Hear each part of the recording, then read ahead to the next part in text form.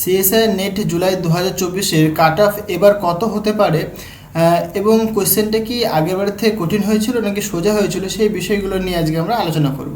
তো দেখো, আমরা যদি রেসপন্স শিটটা যদি অ্যানালিসিস করি তাহলে আমরা দেখতে পাবো যে এবারের যে কোশ্চেনটা আগেরবারের থেকে একটু হলেও সোজা হয়েছিল বেসিক্যালি, কিন্তু যে পার্ট সির যে কোশ্চেনটা ছিল সেটা কিন্তু একটু কঠিন ছিল বেসিক্যালি। কিন্তু ওভারঅল যদি আমরা অ্যানালিসিস করি তাহলে আমরা দেখতে পাবো যে কোশ্চেনটা কিন্তু আগেরবারের থেকে, মানে বেসিক্যালি ডিসেম্বরে যে এক্সামটা হয়েছিল তার রেসপেক্টে কিন্তু জুলাইয়ের যে এক্সামটা হয়েছে সেটা কিন্তু একটু সোজা হয়েছিল। তো আমরা এটা বলতেই পারি বা আশা করতেই পারি যে এবার কিন্তু কাট অফটা আগেরবার থেকে কিন্তু একটু বেশি উঠবে, রাইট? মানে আমরা যদি জুলাইয়ের যদি কাট অফ দেখি, আমরা জুলাইয়ের যদি আমরা কাট অফ আলোচনা করি আমরা, ওকে, সেটা কিন্তু অবশ্যই ডিসেম্বরের থেকে কিন্তু একটু বেশি হবে, ওকে। বাট এখানে যেটা বললাম যে মানে জুলাইয়ের যে পার্ট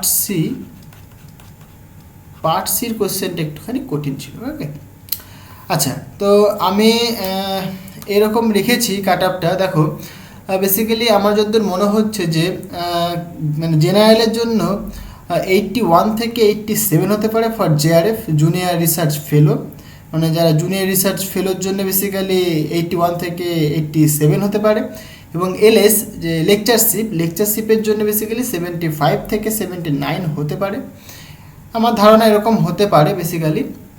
আর ইডাব্লিউএস যারা ইকোনমিক্যালি উইক তাদের জন্য বেসিক্যালি দেখো 74 থেকে 77 হতে পারে ফর জেআরএফ এবং 69 থেকে 72 হতে পারে ফর এলএস, ওকে। আর ওবিসিদের জন্য দেখো, মানে জেআরএফের জন্য 70 থেকে 74 হতে পারে এবং এলএসের জন্য 65 থেকে 69 মার্কস উঠতে পারে, ওকে। আর লাস্ট যেটা বেসিক্যালি এসসি, হ্যাঁ, যারা শিডিউল কাস্ট তাদের জন্য দেখো, যদি আমরা জেআরএফের কথা বলি তো জেআরএফের জন্য 62 থেকে 65 হতে পারে এবং এলএসের জন্য বেসিক্যালি 55 থেকে 58 হতে পারে। তো আমার ধারণা এরকম হতে পারে। তো যখন রেজাল্ট দিয়ে দেবে তখন আমরা দেখতেই পাবো যে কত কাটা উঠেছে বেসিক্যালি, ওকে। তো আমার গেস এরকম রেঞ্জেই অ্যাকচুয়ালি থাকার কথা কাট আপটা। তো দেখা যাক কেমন কি হয়, আর তোমাদের কি মতামত সেটা অবশ্যই আমাকে কমেন্ট করে জানিও, ওকে।